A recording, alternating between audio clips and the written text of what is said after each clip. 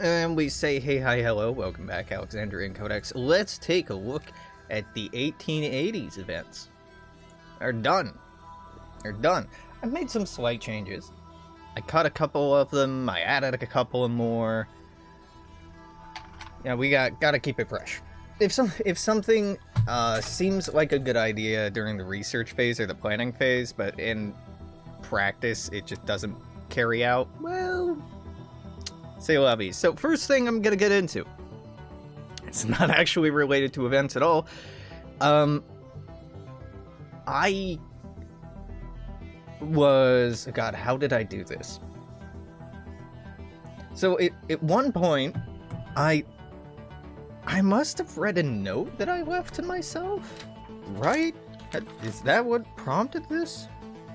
No, I'm just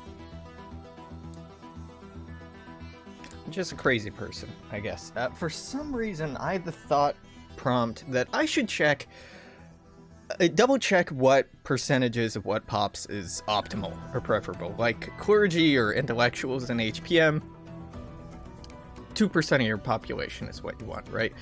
And there had been a couple of places like West Virginia and Louisiana where the clergy number was like way too high in a way that makes no sense historical. It was either the HPM devs or me making a typo or fudging some numbers. So I think that's what set me down the road of like, okay, I gotta check this.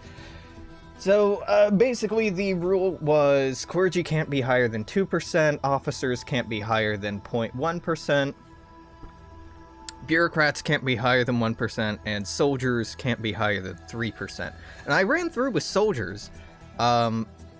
Louisiana had like 5.5%, Florida had like 15%, because I had done this thing with the indigenous nations where I gave them thousands of troops because, you know, a brave, for example, was not a full-time warrior. You were, but you also hunted. You also contributed, like, nutritionally and economically to your community. It wasn't like a you only wear one hat kind of thing. And I had erred on the side of I wanted them to have larger armies so they could at least raise armies. But that led to some pretty weird stuff once the United States takes over all of this. Those pops don't disappear and they don't downgrade. In fact, the soldiers just grow because the soldiers, because of your military spending, stick around forever so long as you keep them fed. Those pops continue to grow, so I was getting a lot of recruitable pops out here from a bunch of indigenous cultures, and that's cool and all, but it still felt very weird. So I went and looked at comparative analysis.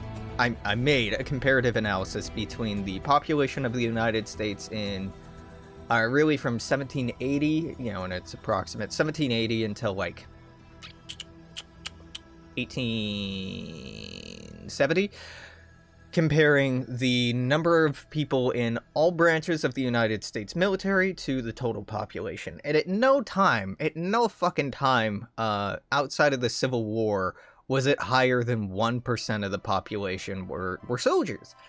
So with that in mind, I definitely didn't want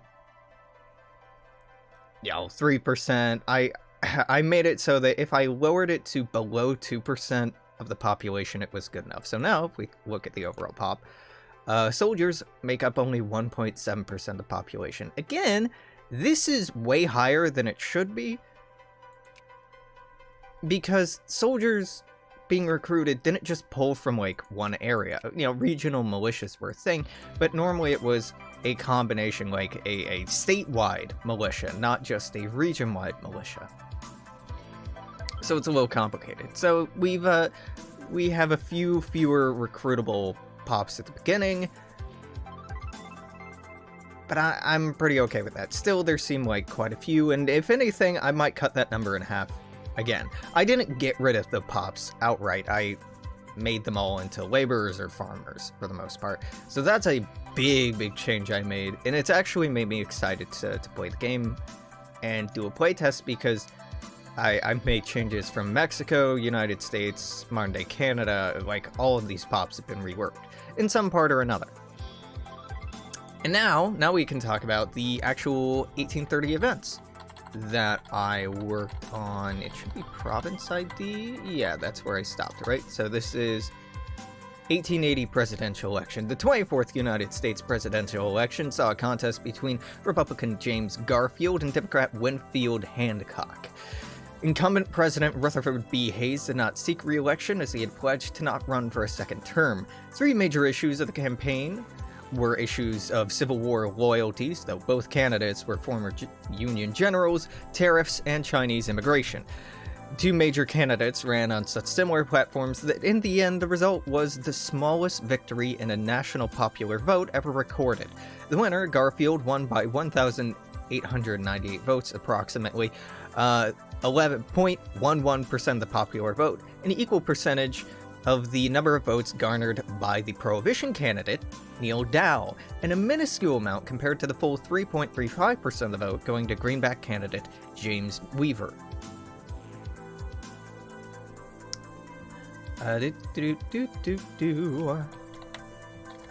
Then we got the American Red Cross being founded. This is a little short, but meh. In 1869, Clara Benton traveled to Europe in order to join the International Red Cross during the Franco-Prussian War. 12 years later, in Dansville, New York, she would establish the American Red Cross and become its first president. Over the course of the next century, the American Red Cross would grow from a mere 15 members to become one of the most respected humanitarian organizations in modern history. Maybe in the modern world is what I should have said there, but meh, whatever. The Chinese Exclusion Act. The Chinese Exclusion Act. Should I have the Chinese Exclusion Act or Chinese Exclusion? It's nitpicky. Probably the, but I don't have it here and I don't want to change it right now. Chinese Exclusion Act was a U.S. federal law that prohibited all immigration of Chinese laborers to the United States. Built on the Page Act of 1875, which had banned all Chinese women from immigrating to the United States, the Exclusion Act would become the first and only law to prevent all members of a specific national or ethnic background from immigrating to the United States. Although President Arthur would veto the act the first time that it passed through Congress, he would later relent and sign it into law on May 6th of 1882. You got options here. No more vetoes, sign the act. This is the historical thing. All pops become a little bit more reactionary and in favor of limited citizenship. All Chinese culture pops gain a little bit of militancy and consciousness. Or you can veto the act again, but all Chinese pops will still gain consciousness because, you know, their right to exist within the country is a matter of open debate, and that's enough to shake anyone up. Next up, it's the Haymarket Affair. On May 3rd of 1886, Chicago police attacked striking labor demonstrators who were demanding an 8-hour workday as part of a national movement, killing one of the demonstrators. On the 4th, the Federation of Organized Trades and Labor Unions held a meeting at Haymarket Square. When the Chicago police arrived to again attack and disperse the crowd, an unknown person threw dynamite into their midst, killing 7 officers, 4 civilians, and injuring dozens of others. 7 anarchists were convicted of conspiracy and sentenced to death, although the evidence presented suggests that only one of the accused built the bomb, and that none of them could have thrown it. This is regarded as the climax of the Great Upheaval, so all working class and middle class. I made a distinction with middle class here. I took out intellectuals, officers, and bureaucrats, so it's just artisans, clerks, craftsmen, farmers, laborers, all become more socialist and more favor of the 8-hour workday. Now, the 8-hour workday technically does not exist enshrined in modern law in the United States. We have a 40-hour work week, and we have standards surrounding that if somebody goes above 40 hours, then typically they are entitled to overtime pay. But the 8-hour workday is not enshrined in law. You can work not 24 hours in a day. You can work Yeah, you can actually work 24 hours in a day, so long as breaks are given every so often and you're given a certain amount of time to rest. In that 24 hours, you can do it. Now, that's dependent on state law. Some states are more, less fucking horrible when it comes to the amount of bullshit that they won't let companies pull off. But the 40-hour work week is the only thing really protecting you in the United States, and even then, you can just go above that indefinitely forever. Nothing's stopping it. Now, there were companies that started implementing the 8-hour workday in the 1830s, not the 1830s, the 1860s, 70s? In the United States, federal law made it so that federal workers had an 8-hour workday around the 1880s as well. So there are parts of the nation, there are parts of society that gain access to these labor rights and labor protections way before others. And some still never got it at all. Yeah, it's just fucking fascinating. 1884 presidential election. The 25th United States presidential election saw a contest between Democrat Grover Cleveland and Republican James Blaine. Overshadowing more substantial issues, this contest was dominated by personal attacks. No, I can't use personal twice in one sentence. I was gonna let that go. Find an all. By personal attacks. No. I wrote all of this very sleep deprived yesterday, so some of these are kind of short because I'm like, good enough. Dominated by attacks on the personal character of the candidate by the other campaign, with Blaine being accused of corruption and Cleveland of fathering a child out of wedlock. Despite this, what may have decided the election was an offhanded anti-Catholic slur by a spokesman at a Republican meeting attended by Blaine. When news of the meeting was made public, the sizable Irish and Catholic vote in New York City turned against him, winning Cleveland the state and the presidency by 0.6% of the popular vote and 37 electoral votes. Both Prohibition candidate John St. John, 1.5%, and Greenback candidate Benjamin Butler, 1.3%, garnered enough votes to sway the popular vote.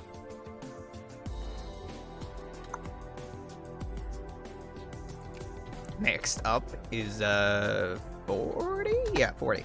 Dedication of the Washington Monument. See, this is one of the short ones. I'm like, it's the Washington Monument. What do you want from me? It's done. I don't want to write about like the history of its construction, which is kind of interesting. I phoned it in a little bit here. After 36 years of construction, the Washington Monument was finally dedicated on February 21st of 1885. At the time of its completion, it was the tallest building in the world and would remain such until the Eiffel Tower was completed 4 years later. The dedication ceremony consisted of speeches, followed by a procession, followed by more speeches. I do now on behalf of the people. It's the original text says in behalf of the people, but that's gotta be a typo. That's gotta be just a ye olde spelled in context. That's gotta be on behalf of the people. Receive this monument and declare it dedicated. The speech was a lot longer than that, hence all the ellipses in there, just like making it fit in the character limit here. The Rock Springs Massacre. Anti-Chinese prejudice had been growing in the United States for decades by 1885. Many companies would hire Chinese workers at pay rates that few others would accept and in conditions that few would tolerate. Rather than blame greedy companies, many disadvantaged white workers instead turned their ire on Chinese laborers being taken advantage of. The Rock Springs Massacre of September 2nd of 1885 was started by white immigrant miners who perceived the Chinese to be stealing their jobs at the Union Pacific Coal Department. Over the course of one night, anywhere as many as 50 Chinese miners were killed, 78 homes destroyed, and $150,000, $4.32 million today, of property damage was done. In the aftermath, troops from the United States Army were deployed to escort surviving miners back to Rock Springs. Fortunately, this would only inspire further acts of racial violence by whites. Again, any Chinese pops gain consciousness, you lose in prestige. The Dawes Act. Passed in 1887, the Dawes Act aimed to convert tribally held communal holdings into allotments of individually owned private property. This was done with the intention to accomplish 6 goals. Number 1, breaking up tribes as a social unit. Number 2, encouraging individual initiatives. Number 3, furthering the progress of native farmers. Number 4, reducing the cost of native administration. Number 5, securing parts of reservations as native land, and number 6, opening the remaining land to sale to white settlers for profit. Listen, we're gonna settle you on this reservation, but that land, it's all yours, and in perpetuity, no one can take that from you.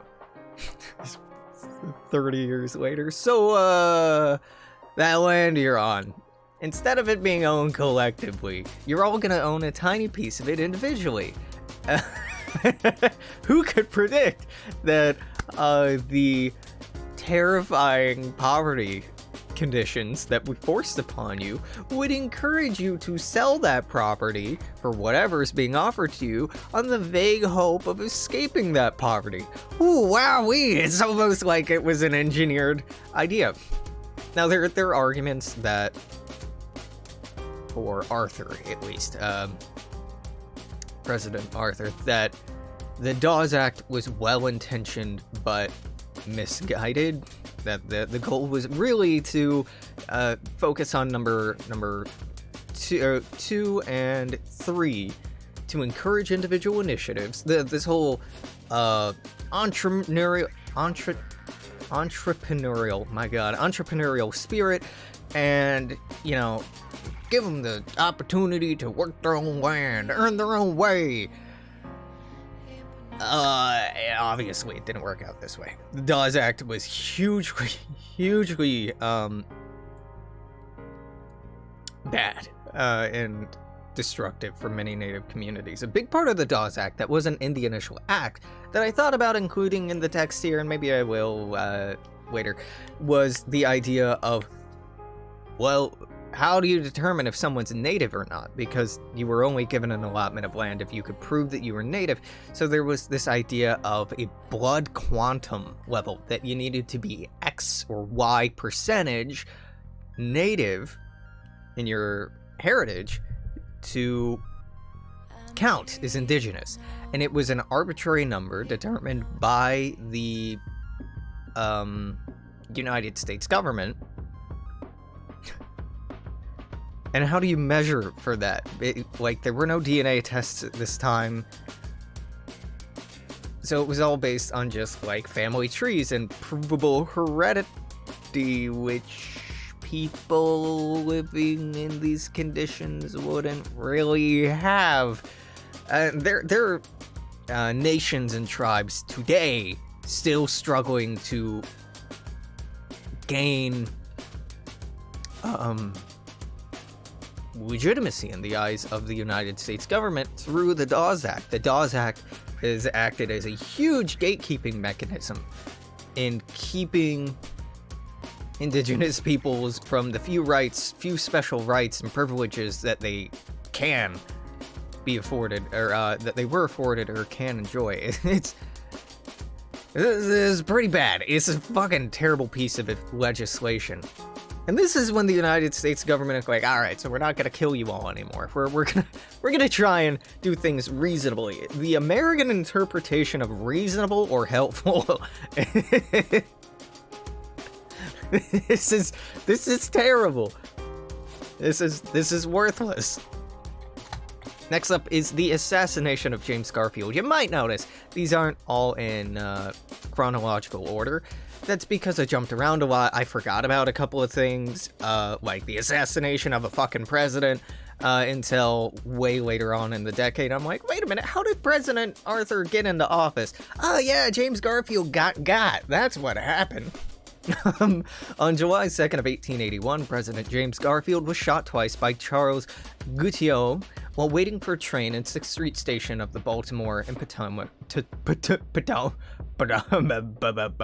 Potomac Railroad. It'd take until September 18th for Garfield to finally succumb to infection and pneumonia, likely resulting from contemporary medical practices and lackluster sterilization standards. Succeeding Garfield was Chester Arthur. Arthur made a strangely underwhelming impression on many as president. Mark Twain wrote of him, "It'd be hard indeed to better President Arthur's administration." In the New York World summarized his presidency with, "No duty was neglected in his administration, and no adventurous project alarmed the nation."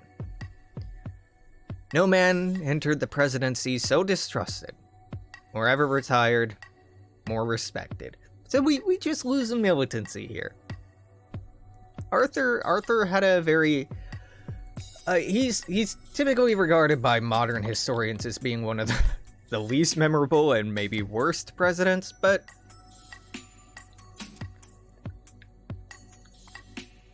I think that's unfair.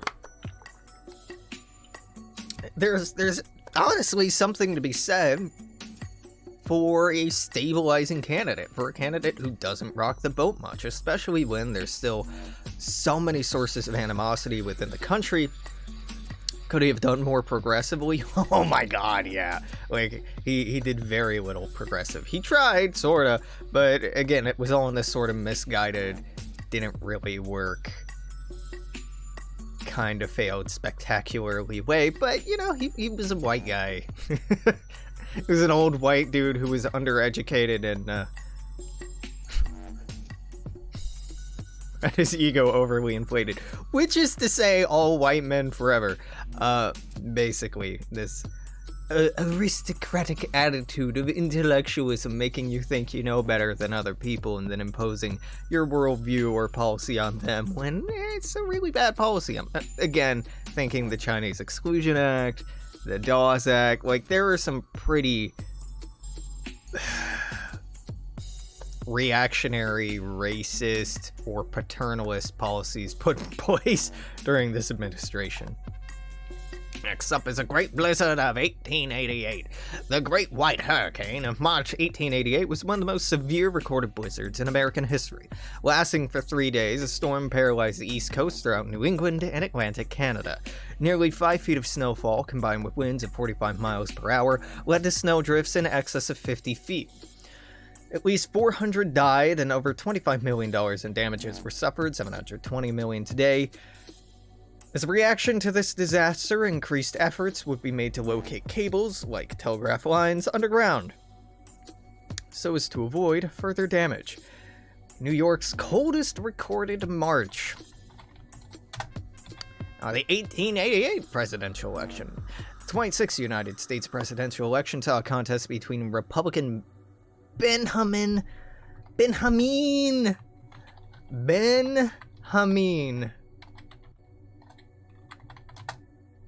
No, it is not Benjamin. It is Benjamin Harrison. Republican Benjamin Harrison and Democrat Grover Cleveland. Tariff policy was once again a core issue with the campaign, with Cleveland for a massive reduction in tariffs and Harrison who wanted to maintain existing tariffs. Accusations surrounded floaters, individuals who would sell their vote. Accusations surrounding floaters, individuals who would sell their vote, began a national movement for secret ballots. In another close race, Benjamin Harrison would secure the presidency with 233 electoral votes, but with only 47.8% of the popular vote compared to Cleveland's 48.6%.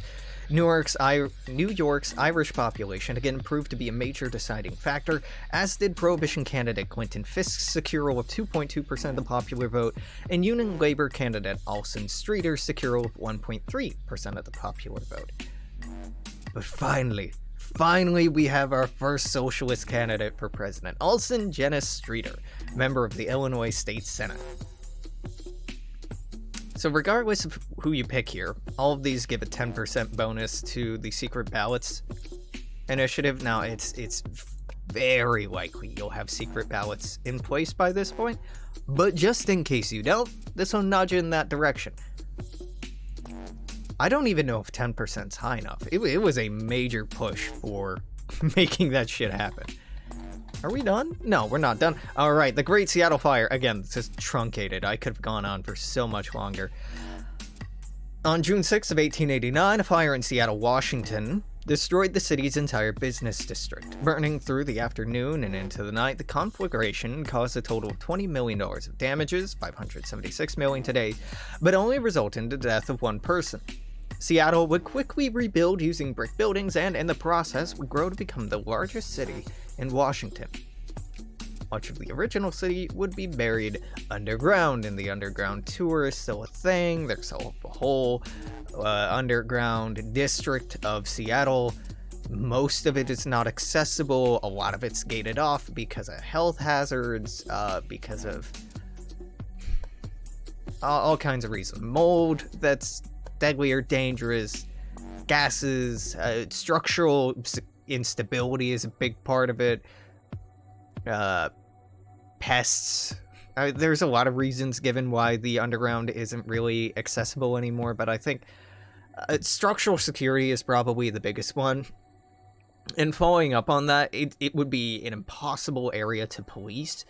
Like, impossible to police, and I think that's the main reason that so much of it is locked off. Like during Prohibition, it was used to run liquor and stuff like that. A black market existed down there for a long time, and I mean, in parts of it, still easily could today. You would not know. There's a underground tour here in Seattle, and I haven't been on it. I thought very disparagingly of it until I looked into the history of the Seattle Underground. It was actually mostly forgotten about until the guy who founded this company started learning about it. And he founded the company with, you know, he says, the intention of raising attention and awareness and educating people about it. Okay, I get that. Just don't really understand why you have to be doing it for a profit, right? But yeah, man, the Seattle Underground is fascinating to me. It doesn't stretch the whole city, but it stretches a decent enough area in Pike Place and parts of downtown that... Sorry, not Pike Place.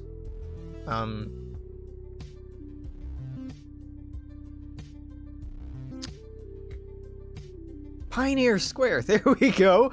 There we go, Pioneer Square. I'm like, that area south of downtown that I don't go to?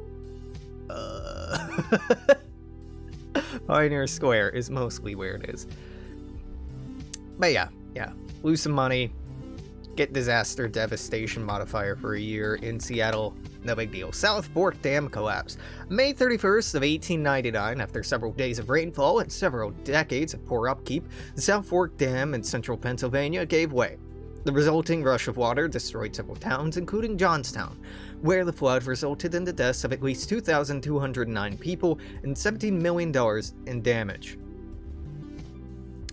The collapse would be the first major disaster relief handled by the American Red Cross. As a result of the dam's failure, state courts across the United States began to move from a fault-based liability to strict reliability regardless of fault or criminal intent. Basically, you cannot be held liable or responsible for something if you didn't make a mistake yourself or you didn't intend for it to happen. And because this happened, arguably through negligence, but also there's some pretty clear fault here with, like, you didn't upkeep the dam. In fact, like, there were relief pipes that someone had sold for scrap. So instead, liabilities started becoming a pretty major thing in law, and neglect being a chargeable offense, which was something I didn't remember about that. I would thought about that much younger, and that's it. We're all done. So quite a few more events. We're through the 1880s now. We're opening up into the 1890s, which are going to be, I mean, all over the place, like good and bad. But I actually cut two socialist events. One was the first English communist or socialist newspaper in the United States called The Socialist. There was actually an earlier one called The National Socialist, which only ran for a couple of months. Man, what a regrettable name in hindsight. National Socialism as an ideology obviously didn't exist in the 1880s. It would take a while for National Socialism, or Totalism as it's called in Kaiserreich, to become a thing.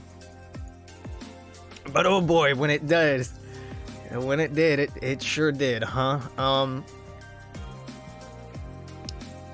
So yeah, I didn't really want to make an event called the National Socialist because I know there's a lot of there are a lot of reactionary and centrist and lib dipshits out there. They're like, oh, it has the word socialist in it, therefore Nazis equal socialists. Oh, horseshoe theory confirmed. Yeah, okay. I want to deal with that. It's just irritating and very misguided.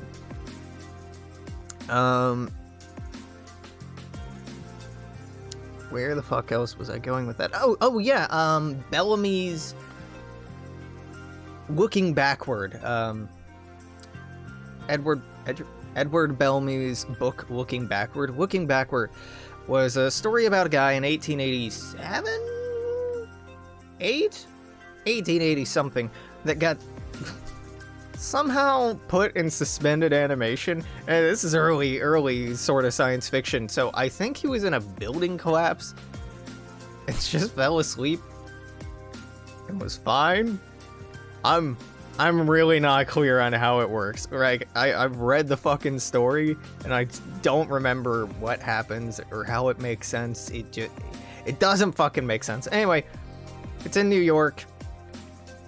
He wakes up in the year 2000, and the United States has moved on, the world, I think, has moved on to a socialist system. And it's not Marxist-Leninist. It's not, this popularized idea of what a socialist system would look like in the 20th century. It's a series of cooperatives. It's, centralized authority. There's a federal administration or a national administration that handles a lot of like infrastructure and logistics, but everybody is like somehow determined what jobs they would be best at and enjoy the most and are employed there in conditions that are really favorable. And he makes a point to like talk about how like luxurious it is even for like the simplest worker. And it has, man, it's such an interesting juxtaposition of utopian fantasy. And Bellamy's Looking Backward was not the first, I think, but one of the first utopian novels in the United States. Utopian novels have since become a hallmark of the science fiction and fiction genre, right? As politically, what utopian and dystopian novels and stories do is their commentaries on the modern world and values that we are excited about or afraid about, possibilities that we haven't embraced, ways that things could go. Their commentary on modern policies and arguments for or against those things. If you read science fiction or watch science fiction, don't do so critically, you're a fucking idiot. I'm sorry, but the entire genre was made as political commentary. All art is political. Like Mary Shelley's Frankenstein is incredibly political and philosophical. If you're one of these absolute dipshits, they're just like, all these leftist, progressive, socialist liberals making Star Trek into something it's not. They're saying it's space communism, and I don't like it. It's space communism, comrade. Starfleet is incredibly socialist. Federation is like exceedingly socialist. They have some weird ass values too, with the whole like, yeah, we don't need to get into that, but I wanted to include Bellamy's Looking Backward because it wasn't just a bestseller, which it was. It also spawned these groups and clubs, these Bellamy clubs, where people would try to organize socialism in their communities. And weirdly enough, this novel, and guy, Trotskyists would love this guy, because all he did was write a book, and it started getting people self-actualizing, self-organizing. It's a very strong argument for that. Bellamy's looking backward today. It's aged. It's aged. I don't think it would motivate you. There was a sequel to Looking Backward that really wasn't that good. Bellamy wrote a number of other books to try to capitalize and galvanize this movement, but Bellamy died quite young. So I don't know, Mark Twain gets his fucking book in here. I thought Bellamy should too. But I wanted to back off of the socialist events just because I'm keenly aware that socialism grows pretty quickly on its own, and I want to see what the nation does if you're not trying to lean into socialism. I want to see if it just keeps growing perpetually, if it caps out somewhere. I want to take a look at what it naturally does and then introduce events playing with it, because maybe Bellamy's Looking Backward, if socialism already grows a lot on its own, would only give prestige, because it's pro-socialism isn't something we really need. I know I made an exception with the Haymarket Affair, but the Haymarket Affair has become a rallying cry for Labor Day and May Day around the world. What the Haymarket Affair took place in the first Labor Day movement, and that's why it's so important. Like, the first Labor Day movement was met with a lot of violence, and yeah. So yeah, I'm looking